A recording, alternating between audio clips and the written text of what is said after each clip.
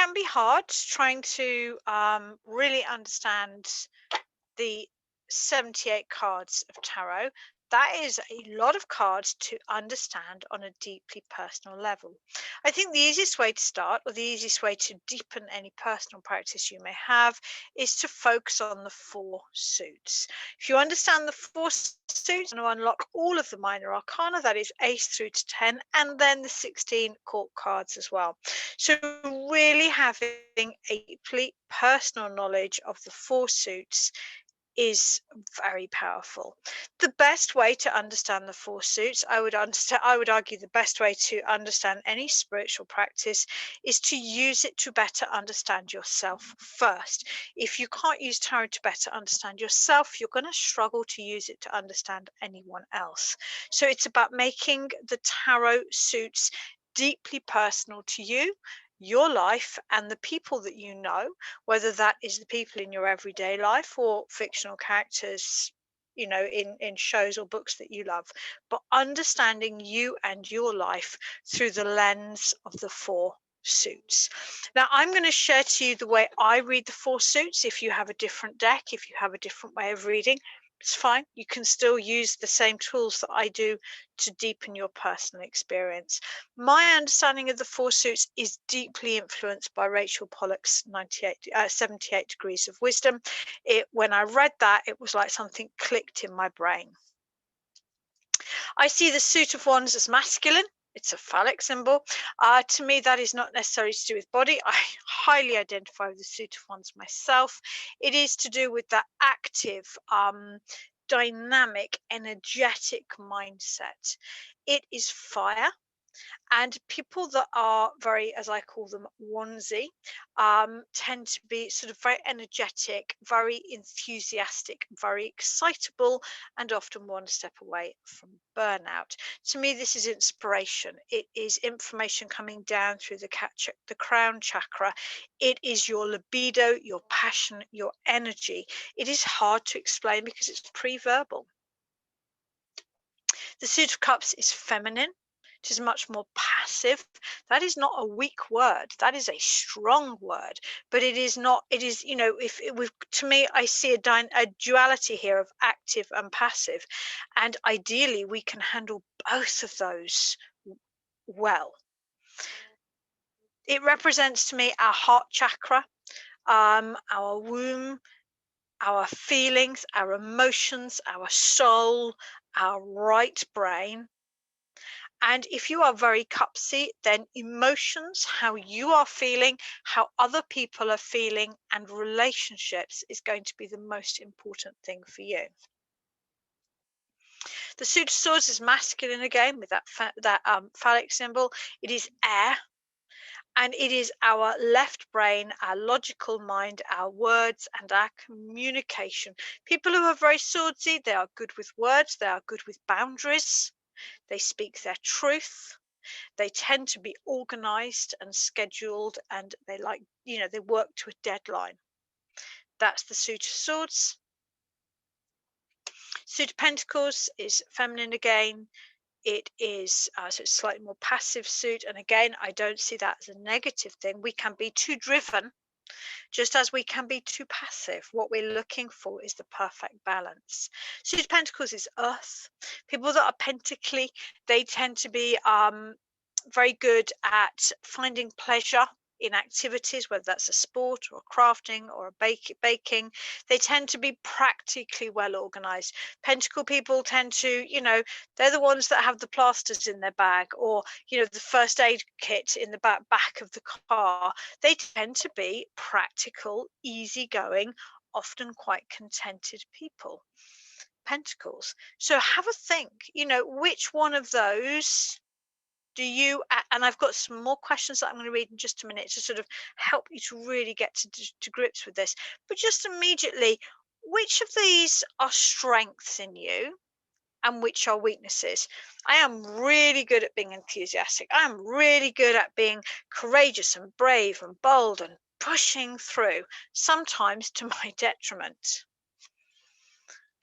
I tend to, when I get cupsy, be too cupsy. I tend to exhaust myself because I am more focused on how other people are feeling rather than my own boundaries. So to me, I would say cups is a bit more of my shadow side. It's not particularly well integrated in me. I've worked a lot on boundaries. I've worked a lot on communication. I'm really good at this when I'm using tarot. I am less good at this in my own personal relationships. You can always spot a swordsy person because they are the person when you're making arrangements. In fact, let's go through all of these. Say you want to meet up for lunch with someone. Ace of Wands person is going to go, oh God, yes, love to. Don't actually, this is me, sorry.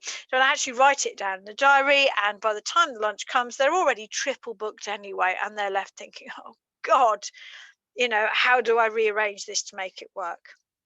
The cupsy person is going to think, how important is this to you? And if the relationship is important, if they feel it's important to you, a bit like the onesie, they're going to say yes, even if perhaps they don't mean it, they don't want to, because they are doing it based on the value of feelings and relationships.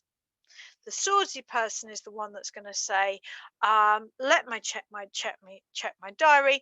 I can meet for lunch, but not until 2, or they will put the boundaries in at the time of communication, which is wonderful. And the Suit of Pentacles is much more practical and pragmatic. They will do it if they can, but they're quite comfortable in rearranging or rescheduling if it doesn't work for them. They just tend to be practical people. So think to yourself, this is definitely core me. This, I feel, for me, is more of a shadow side. I tend to be ruled by my emotions and not always realize it. I'm better at this when I'm working with the tool of tarot. I'm less good at it in my own relationships. Ace of Pentacles, the Suit of Pentacles. I did get very much into this when my kids were younger. Basically, practical needs, for young kids. I had to be very pragmatic. I would like to be more like this. I feel I'm at my happiest when I'm like this. So have a think, where are your strengths? Where are your weaknesses? Who are you when you're with your partner? Who are you at work? Who are you with your friends? Who is your partner? Who is your mother? Try and rather than thinking about sort of, false sort of scenarios, make it personal. And then a little bit of blatant advertising. I do have a book which is relatively newly published this year. You can get it online from Amazon or direct from my website, if you prefer, particularly if you're in the UK. If you order it from me, then I can send a little goodie bag as well. And in here, this is, I really wanted to delve into this. So I'm just going to read for you some questions relating to each 4 of the suits. Again, think to yourself, is this me? So with fire, watch out for too much fire energy. It can burn you. You may have unrealistically high expectations of yourself and others, very high energy levels that tend to lead to burnout and a potential for aggressive outbursts. To me, the Suit of Wands is about impulse, creative force, inspiration, expanding awareness, freedom, passion, desire, anger, spontaneous action, movement, optimism, energy, new beginnings, projects, risk, and self growth. With cups, watch out for too much water energy. It can swamp you. It can be easy to be deluded by our dreams, fantasies, and fears, and to forget to actually live our life. We can be so influenced by others that we are constantly adjusting to their needs and desires whilst neglecting our own. We can be so emotionally connected to others that we are immobilized by their pain or our fear of them. For me, cups is about feelings, dreams, relationships, imagination, fears, passivity, love, apathy, empathy, sympathy, psychic powers, visualization, moods, nurturing, listening, reflection, romance, and the need for containment. Watch out for too much air energy. It can cut right through you. It's easy to become detached from our emotions and the reality of life, being caught up in our own mind. It can lead to conflict as words spoken are easily misunderstood. Our mind can trap us with thoughts about low self-esteem and our lack of self-worth. I associate the Suit of Swords with logic, reason, communication, words, planning, honesty, conflict, wit, breath, ideas, focus, opinions, law and order, cutting away, idealism, balance, thought, and oppression. And the Suit of Pentacles, Earth. Watch out for too much Earth energy, it can bury you. With Earth's overcautious attitude and obsessive attention to detail, it can be hard to get anything done. Don't become too attached to materialism, money, or clutter. It can get in the way of living. And don't get stuck in your ways. When I think about Earth and Pentacles, I think about body, study, health, craftsmanship, attention to detail, tradition, money, abundance, community, food, home, garden, security, dependability, self-reliance, self-worth, and groundedness. So when you're doing spreads for yourself, whether it's, a simple 3-card spread, or a much more complicated, longer spread, I would just ask you, just look at the balance of the 4 suits and ask yourself, is there a dominant suit there? Or is there a suit missing?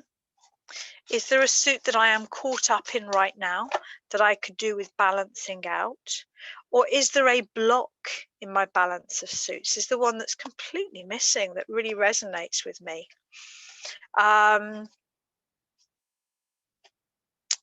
Just as I've done a 4-card reading just out of interest, I was just asking for reflection right now. I mean, of course, as I'm working on the minor arcana, I would have 2 majors there. But we've got the King of Cups. The King of Cups to me is quite a powerful place for the cups to be, because it's boundaried and cups needs to be boundaried. But there's a little bit of a people pleaser there as well. But we also have the 7 of Wands, one of my favorite cards, a card of being ahead of the game, of being in a place of personal power, of being able to be defensive about how you use your own energy. So just play around with it. With every spread you do, just do a quick mind check. Where are the minors in that? Are they balanced? Does that reflect how I feel I am right now when I think about the 4 suits and the 4 energies of the minor arcana?